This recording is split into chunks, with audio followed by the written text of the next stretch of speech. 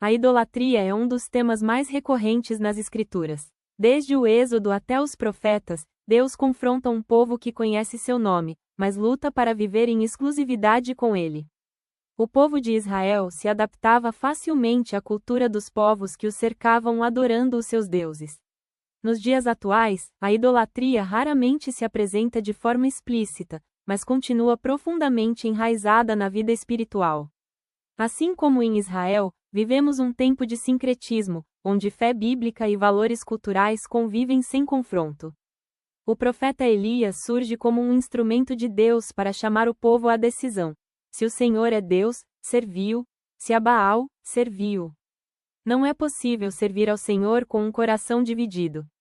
O cenário é o Reino do Norte, Israel, sob o governo de Acabe, descrito como um dos reis mais ímpios, 1 Reis 16, 30, 33. A influência de Jezabel introduz oficialmente o culto a Baal, um deus cananeu associado à fertilidade, prosperidade e controle das chuvas. Teologicamente, o problema não era apenas a adoração a Baal, mas a quebra da aliança com o Senhor, Êxodo 20, versículo 3. O silêncio do povo diante da pergunta de Elias, e o povo nada respondeu, revela apatia espiritual, medo de confrontar o pecado, acomodação religiosa. A idolatria prospera quando o povo perde a consciência da santidade e exclusividade de Deus. Biblicamente, idolatria não é apenas ajoelhar-se diante de imagens. Romanos 1, versículo 25 define idolatria como trocar a verdade de Deus pela mentira. Ou seja, sempre que algo assume o lugar de Deus como fonte última de sentido, segurança ou identidade, há idolatria. Ezequiel 14, versículo 3 fala de ídolos entronizados no coração. Jesus aprofunda isso ao tratar das intenções internas, Mateus 6, versículo 24. Baal prometia controle da natureza. Hoje, os ídolos prometem controle da vida, sucesso, autonomia, reconhecimento, prazer.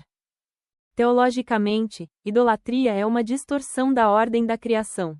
O ser humano passa a adorar aquilo que foi criado, em vez do Criador, Romanos 1 versículo 23. João Calvino afirmou que o coração humano é uma fábrica de ídolos.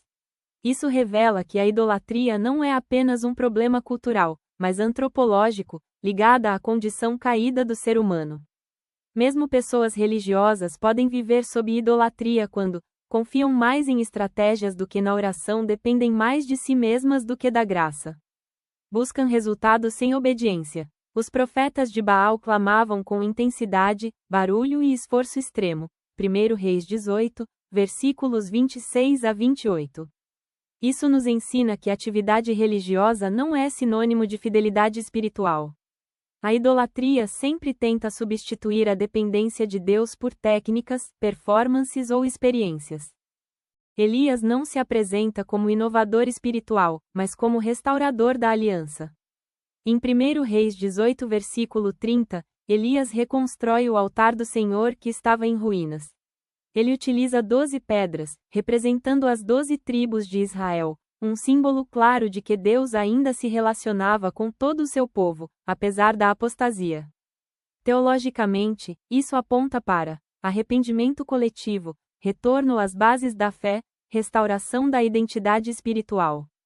A oração de Elias é curta, simples e centrada na glória de Deus. 1 Reis 18, versículos 36 a 37. Diferente dos profetas de Baal, ele não tenta manipular Deus. Deus responde à fé obediente, não ao espetáculo religioso. Quando o fogo desce do céu, ele consome o sacrifício, a lenha, as pedras, a água. Isso revela a totalidade do poder de Deus. Teologicamente, o fogo simboliza aprovação divina, juízo contra a idolatria, purificação do altar. O Senhor é Deus, o Senhor é Deus. 1 Reis 18, versículo 39. A verdadeira presença de Deus não divide espaço com ídolos. Ela revela, confronta e purifica. Vivemos um tempo semelhante ao de Israel: pluralismo religioso, relativização da verdade, espiritualidade sem arrependimento. O chamado de Elias ecoa hoje na igreja: discernir compromissos espirituais sutis, Abandonar ídolos, aceitáveis, restaurar o altar da devoção pessoal. O que tem competido com Deus no meu coração? Onde minha fé tem sido moldada mais pela cultura do que pelas Escrituras? Meu altar está restaurado ou negligenciado? Elias não chamou o povo para reforma superficial, mas para decisão radical. Se o Senhor é Deus, segui-o. A fidelidade cristã não consiste em equilíbrio entre Deus e o mundo, mas em exclusividade de devoção. Vamos orar? Senhor Deus, sonda o nosso coração e revela tudo aquilo que tem ocupado o teu lugar. Restaura o altar da nossa fé, purifica nossas motivações e ensina-nos a viver uma devoção íntegra em meio a uma geração confusa. Que o fogo da tua presença consuma toda idolatria e reafirme que só o Senhor é Deus. Em nome de Jesus, amém.